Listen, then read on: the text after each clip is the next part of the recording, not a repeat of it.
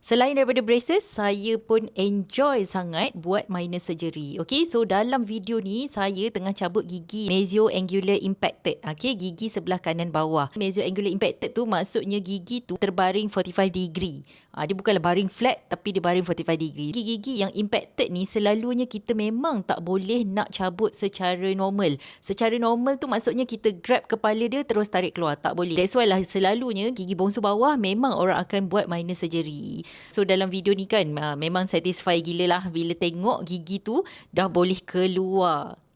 So memang masa tolak-tolak dengan kuplen, okay, masa kita goyang-goyangkan gigi tu, so kita memang macam tak boleh buat secara rushing, kena terkontrol supaya tak ada kawasan lain yang tercedera selain daripada kawasan yang kita create luka tu je.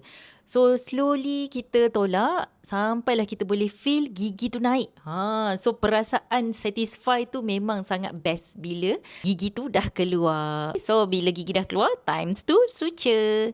Jahit dalam mulut saya tak apa, tapi kalau jahit baju saya tak boleh, minta maaf sangat-sangat.